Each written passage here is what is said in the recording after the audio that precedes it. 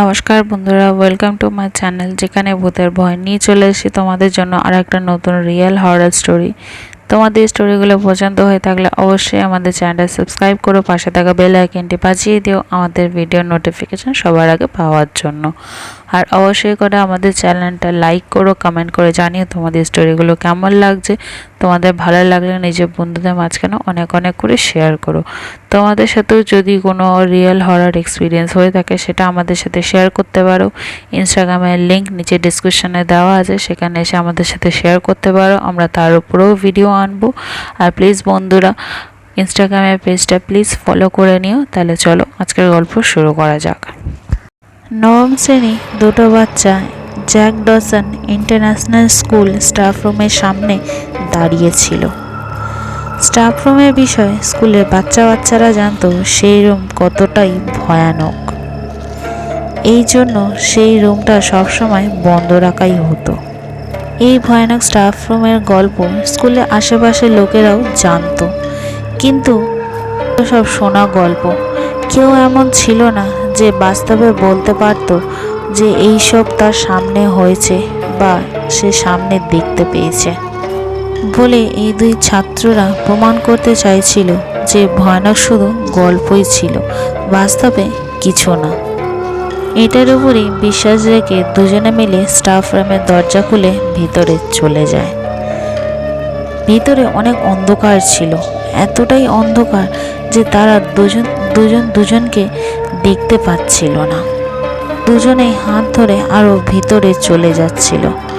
হঠাৎ করে পায়ের তলার আওয়াজ পাওয়া যায়, যেন কেউ পায়ের তলা পড়ে তাদের আশেপাশে কেউ দৌড়াচ্ছিল। তা শুনে এতটাই ভয় পেয়ে গেছিল, বাইরে যাওয়ার জন্য পিছনে ঘোরে আর দেখে অতিরিক্ত লাল লাল রক্তে ডোবা চোখ ছিল যা তাদের দিকে তাকিয়েছিল। এই দেখে তারা দুজনে চিৎকার করে ওঠে। তখনই তারা দুজনে আলাদা দিকে উঠতে থাকে। উঠতে উঠতে দেয়ালে ধাক্কা খেয়ে যায়। পরের দিন সকালে অ্যাম্বুলেন্সের আওয়াজের সাথে জ্যাক ডসন ইন্টারন্যাশনাল স্কুলের ভেতরে যায়।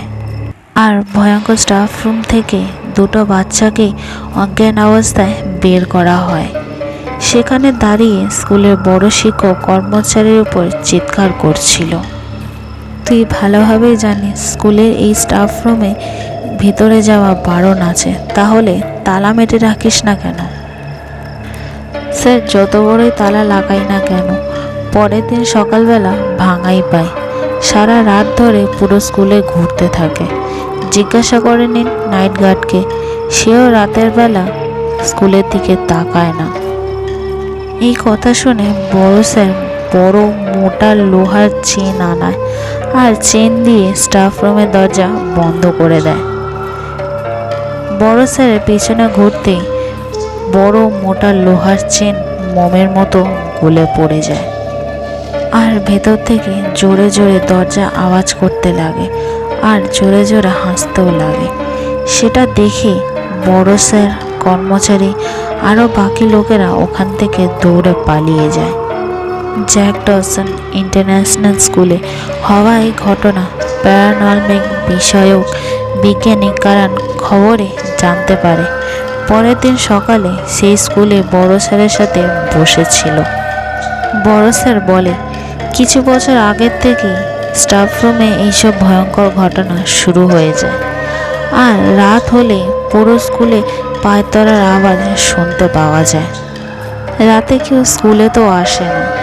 সকালবেলা ছাত্রছাত্রীদের সুরক্ষার জন্য স্টাফ রুমের দরজায় তালা লাগানোই থাকে, কিন্তু সকাল হলে সেই তালা ভাঙাই পাওয়া যায়। এই জন্য ছাত্রছাত্রীদের বিশেষ করে বারণ করা আছে স্কুলের স্টাফ রুমে যাতে না যায়।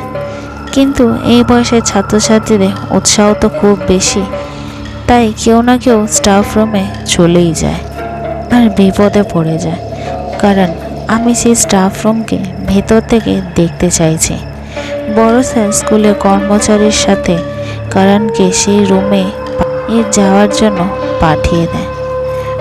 কর্মচারী স্টাফ রুমের সামনে গিয়ে বলল, এর আগে যাওয়ার সাহস আমার মধ্যে আর নেই, কারণ স্টাফ রুমের দরজা খোলার চেষ্টা করছিল, কিন্তু দরজা খুলছিল না।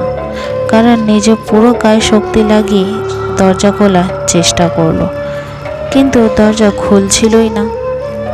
সে ওখান থেকে চলে যেতে লাগলো। তখনই হঠাৎ করে স্টাফ রুমের দরজা খুলে গেল। এটা দেখে স্কুলের কর্মচারী সেখান থেকে দৌড়ে পালিয়ে যায়। কারণ নিজের জীবনে অনেকবার এমনি দেখেছে, তাই সে ভেতরে চলে যায়। ভিতরে গিয়ে দেখে খুবই গভীর ঘুটঘুটে অন্ধকার রয়েছে। সেটা দেখে সে অবাক হয়ে যায়। ভর দুপুরবেলা এত অন্ধকার। ভেতরে দেখতে থাকে, যেন ভেতরে পরিবেশ বুঝতে চাইছিল, কিন্তু চারিদিকে শান্তি ছড়িয়েছিল। হঠাৎ করে দুটো লাল রক্ত ভরা চোখ দেখা যায়, যার দিয়ে রক্ত পড়ছিল। সেই চোখগুলো করণের দিকে এগাতে থাকে, কিন্তু করণ কোনো কিছুতে ভয় না পেয়ে একভাবে সেখানে দাঁড়িয়েছিল। জোরে চিৎকারের আওয়াজের সাথে করণকে বাইরে ফেলে দিয়ে দরজা বন্ধ হয়ে যায়। তাতে করণের মাথায় আর নাক দিয়ে রক্ত বেরিয়ে যায়, আর ভেতর থেকে ভয়ঙ্কর হাসির আওয়াজ শোনা যায়। করণ বড় স্যারের ঘরে যায় আর রাতে স্কুলে থাকার জন্য অনুমতি চায়। বড় স্যার করণের মাথা আর নাক থেকে বেরোনো রক্ত দেখে ভয় পেয়ে যায়, আর রাতে স্কুলে থাকার জন্য বারণ করে দেয়। তিনি চাইছিলেন না রাতের বেলায় করণের সাথে কোনো দুর্ঘটনা ঘটে যায় আর স্কুলের নামের সাথে আর কোনো বদনাম হোক। কিন্তু করণ যখন জোর করে, বড় স্যার তাতে রাজি হয়ে যায়। কিন্তু রাতে ওর সাথে যা হবে তার নিজের দোষে হবে। করণও তাতে রাজি হয়ে যায়। এই দিন রাতে করণ নিজের জিনিস নিয়ে স্কুলের সামনে চলে আসে। বাইরে দাঁড়ানো নাইট গার্ডও করণকে ভিতরে যেতে দেয়, আর বাইরে থেকে গেট বন্ধ করে গেটের সামনে বসে যায়। পরে স্কুলের দিকে পিঠ করে সে রাতের বেলা স্কুলের দিকে তাকাতেও ভয় করে। করণ স্কুলের ভিতরে গিয়ে নিজের ব্যাগ খুলে অস্বাভাবিক সরঞ্জাম বের করে। কানে বড় হেডফোন লাগিয়ে মিটার বক্সের সাথে কানেক্ট করে এগাতে থাকে। একদিকে এগিয়ে যেতে মিটার বক্স জোরে জোরে আওয়াজ করতে লাগে। এক জায়গায় পৌঁছে মিটার বক্স একদম হাইতে পৌঁছে যায় আর খুব জোরে জোরে আওয়াজ করতে শুরু করে।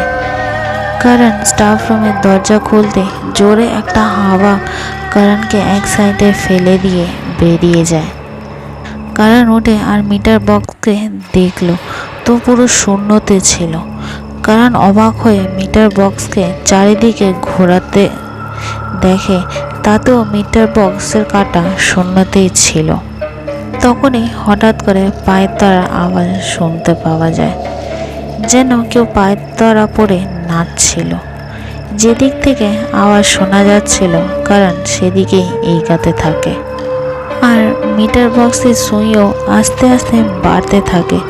করণ দেখে সে স্কুলে ক্লাসিক্যাল ডান্স রুমের সামনে দাঁড়িয়েছিল, যেখানে বাচ্চাদের ডান্স শেখানো হয়। দরজা খুলে ভেতরে যায়। মিটারও পুরো হাইতে চলে যায় আর জোরে জোরে আওয়াজ করতে লাগে। সে ভিতরে গিয়ে যা দেখতে পেয়েছিল সে আজ পর্যন্ত ভুলতে পারেনি। সে দেখেছিল মঞ্চের উপর দুটো পায়তরা বা ঘুঙরু নাচছিল। করণ ভয়তে একভাবে তাকিয়েছিল। সে নিচে ক্যামেরা বের করে ভিডিও করতে লাগে। হঠাৎ করে একটা চেয়ার হাওয়াতে উঠতে লাগে আর সোজা করণের গায়ে গিয়ে লাগে। তাতে করণ অজ্ঞান হয়ে যায়। তখনই করণের পা হাওয়াতে উঠতে লাগে আর টানতে টানতে কোথায় নিয়ে যাচ্ছিল। করণকে টানতে টানতে স্কুলের স্টাফ রুমের ভিতরে নিয়ে যায়। চারিদিকে অদ্ভুত একটা শান্তি ছড়িয়ে রয়েছে। করণের চোখ খুলতে অবাক হয়ে যায়।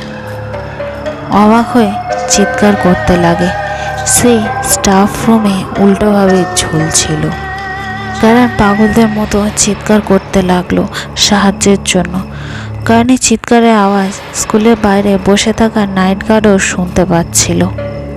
সে নিজের কানে হেডফোন লাগিয়ে ফুল সাউন্ডে গান চালিয়ে দেয় আর ভয়ে কাঁপতে কাঁপতে আগুনে হাত সেঁকতে লাগে। তখনই উল্টো করে ঝোলা কারণ পায়ের তলার আওয়াজ শুনতে পায়, যেন কেউ পায়ের তলা পড়ে তার দিকে হেঁটে আসছিল। তখনই কারণ চিৎকার করা বন্ধ করে দেয়, পায়ের তলা পায়ে অপেক্ষা করতে লাগে। সেই আওয়াজ দরজার কাছে পৌঁছায়, চারিদিকে শান্তি ছড়িয়ে পড়ে। তারপরে কোনো রকমের আওয়াজ শোনা যায় না, কারণ অনেকক্ষণ ধরে অপেক্ষা করছিল সে কখন ভেতরে আসবে। কে আছে? সামনে আসো। সামনে আসছো না কেন? ওখানে চারিদিকে শান্তি ছড়িয়েছিল। হঠাৎ করে স্টাফ রুমে থাকা সমস্ত জিনিস হাওয়াতে উঠতে লাগে, যেন কারণকে মারবে ভুলে। সেই সব দেখে কারণ নিজের মৃত্যু নিজের সামনে দেখতে পাচ্ছিল। তখনই তার চোখের সামনে ভয়ঙ্কর লাল চোখ দেখতে পায়। সেটা দেখে কারণ চিৎকার করতে লাগে, দেখো, সে তুমি যেই থাকো না কেন, আমায় মেরে কিছু পাবে না। আমি এখানে তোমার কোনো ক্ষতি করতে আসিনি। আমি জানি তুমি এখানে আটকে রয়েছ। আমি এখানে এসেছি তোমাকে সাহায্য করতে। এই কথা শুনে হাওয়াতে ওরা জিনিস নিচে নেমে আসে। তারপরে কারণও নিচে নেমে আসে। কারণ উঠে দাঁড়িয়ে লাল চোখের দিকে তাকিয়ে বলল, সব কথা বলো আমায়, আমি তোমার সাহায্য করব। তারপর কারণ যা শুনতে পায় তা শুনে কানে পায়ের তলা থেকে মাটি সরে যাওয়ার মতো। পরের দিন সকালে কারণ পুলিশ অফিসারকে নিয়ে বড় স্যারের কাছে যায়। পুলিশকে এমনিভাবে আসতে দেখে বড় স্যারও অবাক হয়ে যায়। উনি বলল, কাল রাতে যা কিছু হয়েছে তা সবই কারণের জন্য হয়েছে। সে নিজের ইচ্ছায় স্কুলে স্টাফ রুমে গেছিল। স্যার, রুকমণি ম্যাম কে ছিলেন? বড় স্যার অবাক হয়ে যায় আর বলে, এই নামে এখানে তো কোনো শিক্ষক বা শিক্ষিকা নেই। তখনই কারণ মনে করে রুকমণি ম্যাম ডান্সের শিক্ষক ছিলেন, যাকে আপনি নৃত্য শেখানোর জন্য স্কুলে চাকরি দিয়েছিলেন। তখনই বড় স্যারের মনে পড়ে, ও আচ্ছা, নৃত্য শিক্ষক রুক্মিণী। সে তো অনেক পুরনো কথা। চাকরি পাওয়ার কিছুদিন পর থেকেই স্কুলে আসা বন্ধ করে দিয়েছিল। আমরা খোঁজও লাগিয়েছিলাম, কিন্তু তিনি নিজের ফোনও বন্ধ করে দিয়েছিল। আমাদের লাগলো হয়তো তিনি ফেরত কলকাতায় চলে গেছেন। তিনি কলকাতায় ফিরে যাননি, ওনাকে এই পৃথিবী থেকেই বের করে দেওয়া হয়েছিল, সেটাও ওনার ধর্ষণ করার পর। সেটা শুনে বড় স্যার ভয় পেয়ে যায়। কে করেছে এসব? কে করেছে ওনার খুন? তারপর কারণ যার নাম বলল তা শুনে সবাই অবাক হয়ে যায়। সেটা আর কেউই না, আপনি ছিলেন স্যার। আপনি রুকমণি ম্যাডামের ধর্ষণ করেছেন। আর যখনই রুকমণি পুলিশে যাওয়ার কথা বলেছেন তখনই আপনি ওনাকে মেরে ফেলেছেন আর ওনার মৃতদেহ অদৃশ্য করেছেন। সেই দিন থেকে রুকমণির আত্মা প্রতিশোধ নেওয়ার জন্য সেই রুমেই রয়েছে, যেখানে ওনাকে ধর্ষণ আর খুন করা হয়েছে। সেই আত্মা আর কারোরই নয়, রুকমণি। সেই কাল রাতে আমায় এইসব বলেছে। এইসব কথা শুনে বড় স্যার রেগে যায়। আপনারা পাগল হয়ে গেছেন? একটা আত্মা এনাকে কী সব বলেছে আর আপনারাও এইসব কথা শুনে স্কুলে চলে এসেছেন? আমাকে রুক্মিণী সেই জায়গাও বলেছে যেখানে আপনি রুক্মিণীর মৃতদেহের সাথে নিজের রক্ত ভরা কাপড়ও রেখেছেন। সেই রক্ত পরীক্ষা করলেই জানা যাবে আপনি সত্যি কথা বলছেন নাকি রুক্মিণীর আত্মা মিথ্যা কথা বলেছে। কারণে বলার মতো জায়গায় খোদাই করার পর একটা মৃতদেহ আর বড় স্যারের রক্ত ভরা কাপড় পাওয়া যায়। সেই রক্ত পরীক্ষা করার পরই জানা যায় রুকমণি ম্যাডামের খুন স্কুলের বড় স্যারই করেছে। সেই থেকে বড় স্যার এখনও জেলে রয়েছেন, জেলে নিজের শাস্তি কাটাচ্ছেন।